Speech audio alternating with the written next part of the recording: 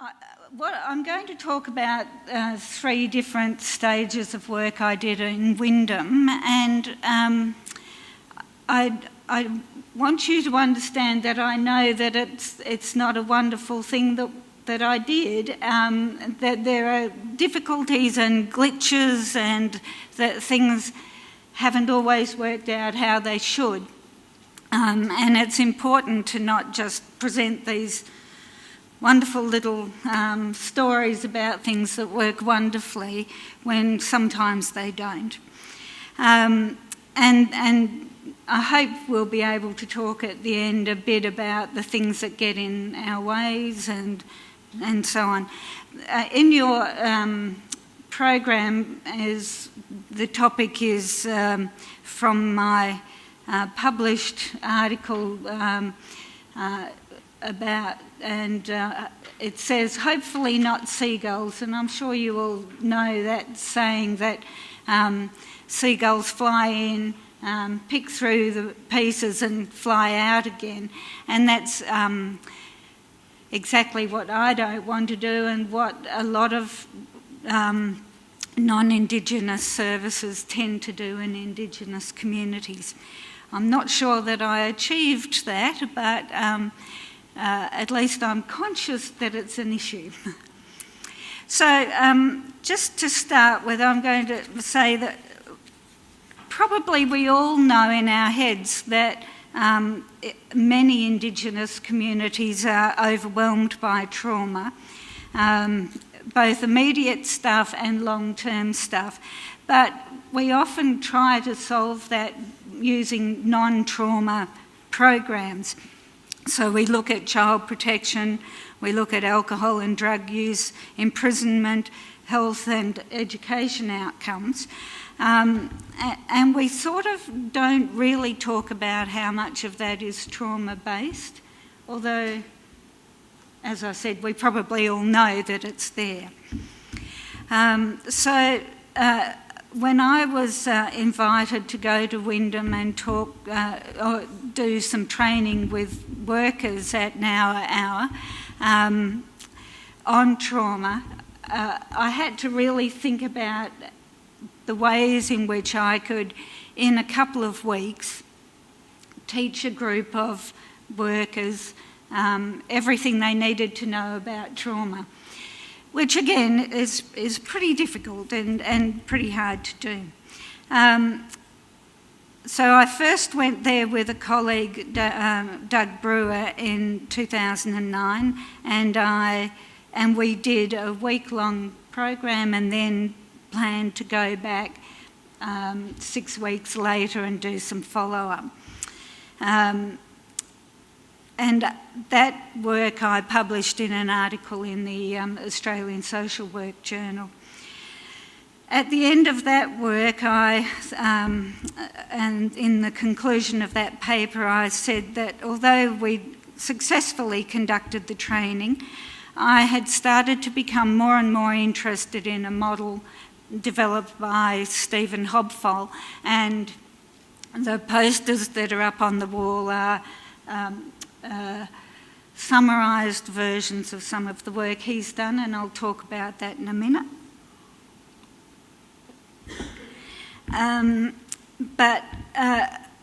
In particular, I wanted to see how that model applied to Indigenous communities. And although there was no doubt that many strongly committed and well-informed workers, managers and members of boards of the Indigenous corporations are faced every day with the long-term effects of trauma, there isn't really a model to work from to move that forward. Mostly, the particular thing about the Hobfall model is that it includes both individual and community-wide training. So we all know something probably about how to work with trauma on an individual basis, but very little on the wider community. And there's, in many respects, Wyndham is a perfect small town that could have a community-wide trauma model applied to it. So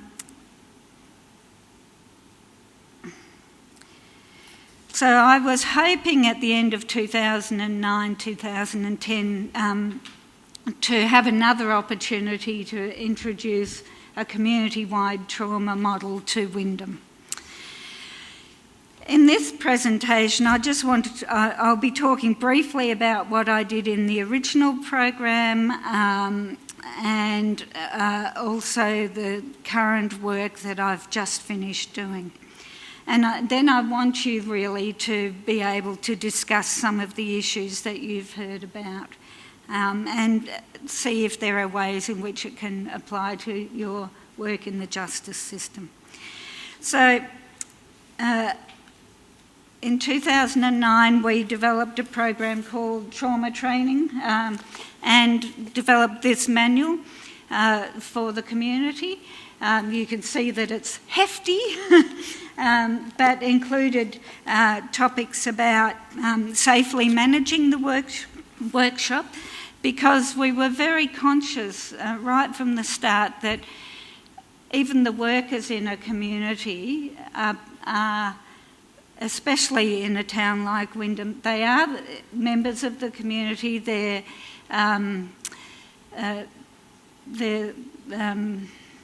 I don't want to say victims, and I've lost another word. Well, they're in the community, they experience trauma in their own life, in their family's life, in the community's life, in the history of the community and so on. So we started off with being very clear about how people could manage even hearing about trauma in that workshop.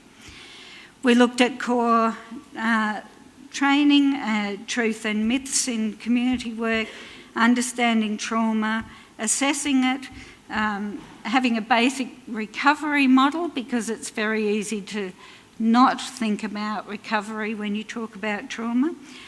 We provided a lot of relaxation and breathing techniques and mindfulness programs. We looked at specific issues for victims who were adults and child victims. We looked at understanding anger, comorbidity with alcohol and drugs, because now our central issue is alcohol and drug treatment. We looked at referring, and in a town like Wyndham you can you're obviously very limited about who you can refer to. And we looked at vicarious trauma and burnout. So we started that week-long program by asking people to consider the many ways in which they were aware of trauma in their community.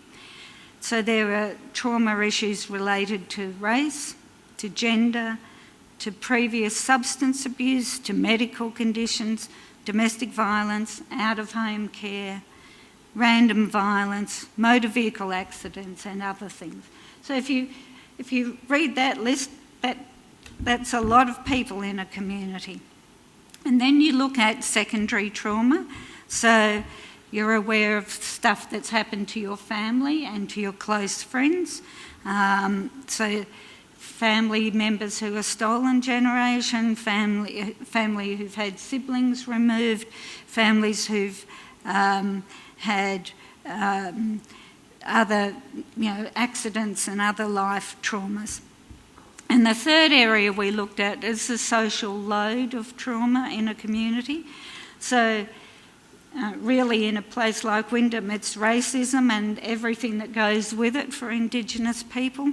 So limited housing and social amenities, lack of support services, isolation from major cities, and whatever is available or not in the town. So if you add all those things up, people in the room were sitting with an awful lot of trauma issues. Oh, and the other thing I missed was the vicarious trauma, that even if your clients are not people that you know or are related to you, they're also talking about trauma.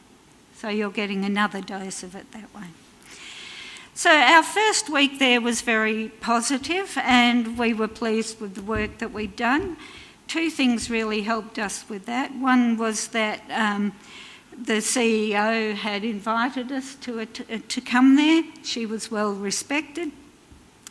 She was very supportive of staff getting training, and her acceptance allowed us to have some acceptance with the staff.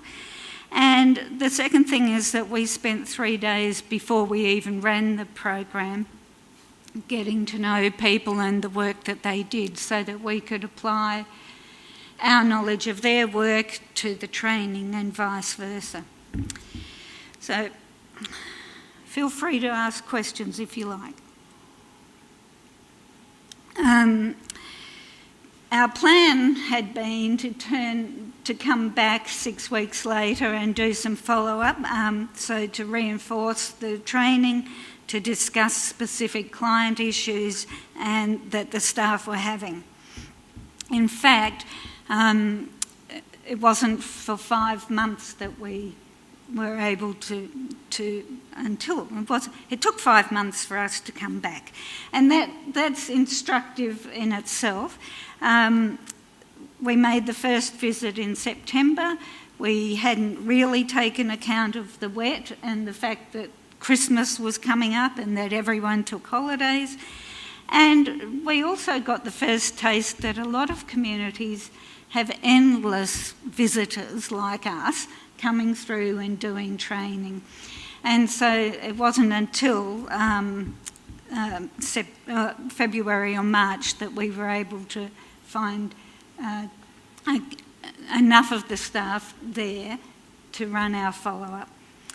In fact, in that 5 months, almost half of the original staff had moved on, and I think that's another factor that we don't really count on when you're sitting in Perth writing a plan for doing something. But staff turnover is fairly common in most agencies, and even 50% isn't that uncommon in Perth. But I guess it seemed to me, at least in Wyndham, that people turned over and moved out of town. So it wasn't even that their knowledge remained in town. They, when they left their job at Nowa, they left the town quite often and took that knowledge with them. So, those are things that we were learning along the way. But despite that, we did feel that we had a successful return visit. We talked a lot with the workers about the difficulties of running a program in a town where you know everybody and you know far more than I would a client in Perth. You know where they live, you know who they're related to, you know what they're doing at night when they're not coming to the program. And I think it was really became more and more obvious to us then that people were living and breathing trauma all day, every day. The workers especially were hearing it, seeing it, taking care of it at work, taking care of it at home, coming back to work the next day and doing it some more. So that really for us was a big wake-up call, I think. So thinking about that week and a half of time that I'd spent in Wyndham and in fact, before I went, the Social Work Journal advised that they were going to do a special issue on Indigenous issues, so I went up there thinking about what I could write about for the journal. And the thing that really struck me was that doing a training program for a couple of days in a community really wasn't going to cut it, and that we needed to think in a much more wide approach about trauma training. And right at that point, I started thinking about Wyndham as a community, which included all the residents of the community, not just the Indigenous residents. Really, my thinking was that the more the community, like teachers, nurses, health workers, understood about trauma, the more they would be able to help the clients of Now Hour. I should have mentioned, in fact, that Now Hour's staff are almost entirely Indigenous. There's, I think the current figures are 96% are Indigenous and 94 of them are local to Wyndham. So it's a very tight-knit service and tight-knit community. But in Wyndham, there's an awful lot of other people, you know, hotel workers, childcare workers, teachers, people who run small businesses in the community. And so I started thinking more and more about engaging the whole community in understanding something about trauma. But as time, so I was really thinking about it in terms of telling those people how to help the people who have trauma. But it became increasingly obvious that the police and the health workers were exposed to trauma constantly, from traffic accidents and health issues and so on, and that even people like teachers and small businesses were recipients of some of the anger and violence that was trauma-related, or had friends who were traumatised and so on. You could say that I'm making everything into a trauma issue, and that might not help, but I guess the other way of thinking about it is the more the whole community knows about trauma matters, the better. So in late 2011,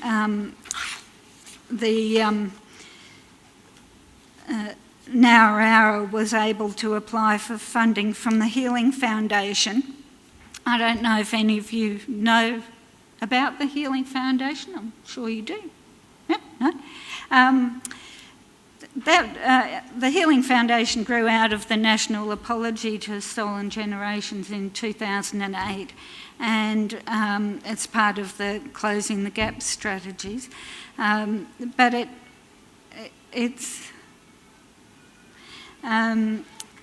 its priorities are to define what healing means to Aboriginal and Torres Strait Islanders, acknowledging intergenerational impact of trauma on families and communities, developing links between Indigenous and non-Indigenous healing modes, supporting stolen generation survivors, working with young people to build connections to culture, developing programs relevant to men and boys, and building on the work women have done to unite and heal families and communities. So it seems that our plan to do some more work on trauma fitted a lot of those categories. 1 minute. So Julie Woods, who's the alcohol and drug counsellor at Now Hour, and myself requested funding for 3 or 4 different aspects of work that we hope to do in Wyndham. So the first one was workforce training, the second one was community information sessions, and that's what that's about. The third was to establish yarning circles. And the fourth was to develop ongoing supervision for staff in setting up and running those yarning circles. And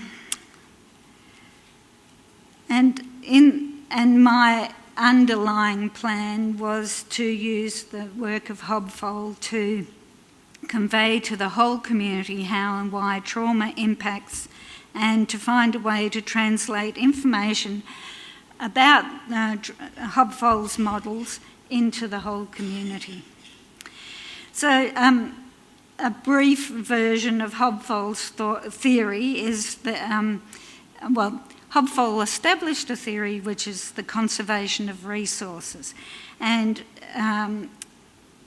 he defines resources as objects, personal characteristics, conditions and energies that are valued in their own right or are valued because they act as conduits to achievement or protection of valued resources. So I hope I'm not confusing you here, but I guess resources are anything that makes people safe, confident, they have the things that they need in the community. And the primary idea of his model is that the more resources an individual loses at a point of trauma, the harder it is to recover and regain their position in the community. So his program is designed to re-establish resources in a community after trauma. He developed his work in Israel and after the London bombings, so they're really about mass trauma and after things like 9/11 rather than community, ongoing chronic community trauma. But I thought that I could apply them in these circumstances. So, and it identifies 5 stages of development that need to take place to get a community back to normal, if you like. So those are the ones that are on those posters. They're promoting a sense of safety, promoting calming, promoting a sense of self and collective efficacy, developing connectedness, and promoting hope. So you can imagine that after a major trauma, you need to re-establish all these things so that people can get on with their lives. And my basic premise at that moment was that because of racism, colonisation, stolen generation, removals, and poor wages, unsafe working conditions, lack of health and education services, and isolation, a town like Wyndham can be described as having ongoing intergenerational mass trauma. And as a consequence of that, all the resources of the town might be seen to be constantly at breaking point, so that even when new enthusiastic and energetic resources come into the community, they're quickly sucked into the spiral of loss of resources. Without a whole of town acknowledgement of this and healing of the losses of trauma, then good energy would continuously flow outward with little replenishment. So really I'm saying that if we understand that a trauma has happened and it keeps on happening, people's energies are really just used staying afloat rather than trying to move forward and progress. So I had to think about how I could explain this in a training program in a fairly concentrated form, and I developed the idea of illustrating trauma as a cyclone, which sweeps over a town, devastating its infrastructure, its people and its identity. And then I thought that we could look at how you recover from a cyclone. So the first day after the cyclone, everything's a mess. The next 3 or 4 days, you're just getting water or food into a community. Within the next couple of days, you might be looking for bodies and burying people, those sorts of awful things. In a couple of weeks, you're getting the roads cleared or the bridges back to on track. Within a couple of months, you look like you're slowly getting things back. But it might actually take a year to get everything working, and it might actually take 5 years to get things like tourism back into an area. So just one example of a trauma can have long-term effects. But really, when you think about a town like Wyndham and lots of other small towns, they're actually dealing with something that looks like a cyclone every other day or every other week or maybe once a month, but it's ongoing, constant, never getting back on top of everything. As it turned out, when we took the training up to Wyndham in 2012, the more recent event that they could relate to was a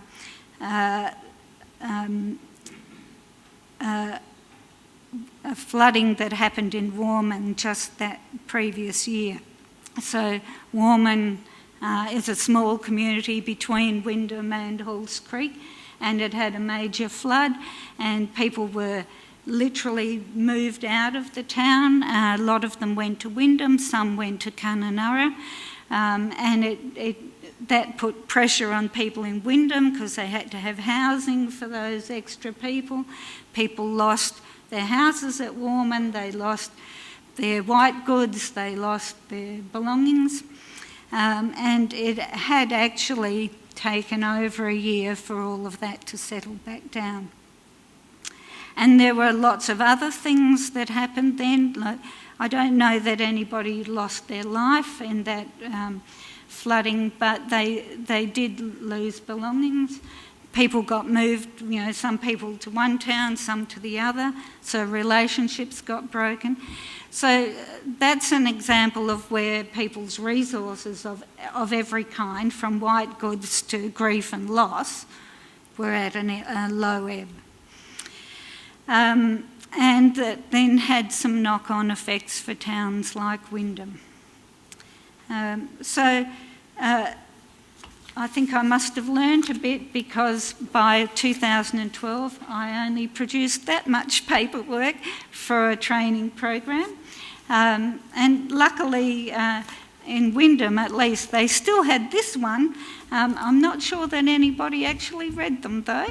But I did think that we had one chance to provide people with resources on this occasion, so I put everything we could think of in there. And we actually also had another thicker book of readings that we left half a dozen copies of in town. But by 2012 I'd gotten it down a bit, because I thought really that people weren't going to read a whole lot of stuff. So that was another little learning, I think. But we did try to include in the 2-day training for the staff what's trauma and what is healing, how alcohol and trauma are connected, how to establish yarning circles and really what they were. And I'm not sure anybody really knew, and I'm not sure we knew when we finished either, but the idea was that yarning circles would be a way to maintain groups talking about their own issues of trauma after I'd left. We talked about self-care for the group facilitators of that. We talked about community and personal training, and establishing safety and grounding for groups, and how to challenge difficult clients and encourage positive risk-taking. And the intention was that those groups would be set up after we'd finished, and that I would continue to supervise the group facilitators after that.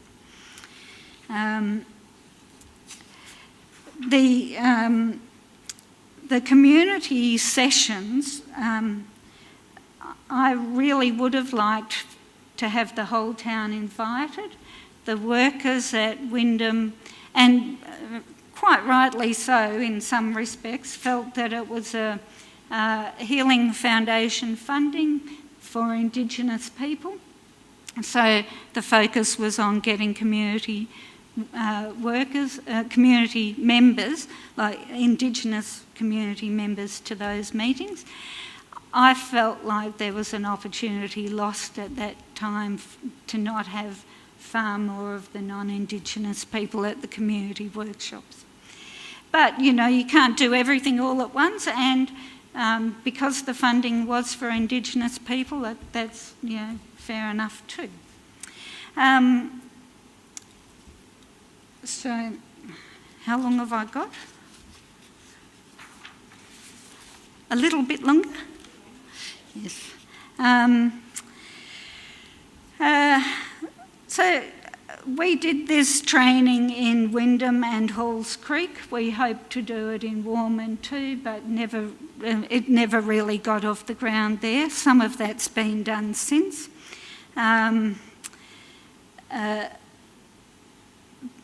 But I guess really it became more and more obvious to me that trying to organise something when I was 3,000 kilometres away was a difficult process. I landed in the communities, I did my workshops and I left. And really, on the positive side, I'm providing information that other people might not have provided. But I'm there 1 minute and gone the next, which certainly had its difficulties.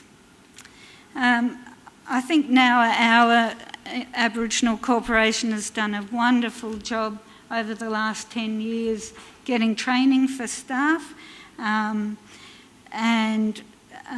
that, you know, my small part in that is important.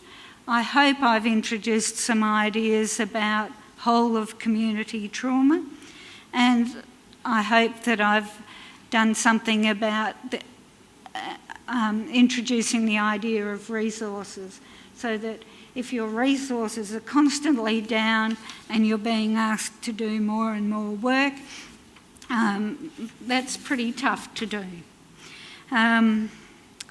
Over 70 people attended those workshops in those two towns, so I think that whether they move on or stay there, whether they got it all or didn't, in a way that's 70 people that know a lot more about trauma than they did beforehand, I hope. And I hoped that the resources that we left with them went some way towards helping them work in the future. It would have been really great if I'd have lived in Wyndham and I could have done a lot of the networking there. It would have been great if I could go up there more often. It would have been great if we could do a staged training of trauma work. There are, I think, some ethical conditions that I brought into question for myself, like how can you teach people to work with trauma in 4 or 5 days? How much can you teach them? How much is a good thing and how much is dangerous? In terms of thinking that you can do more than you can.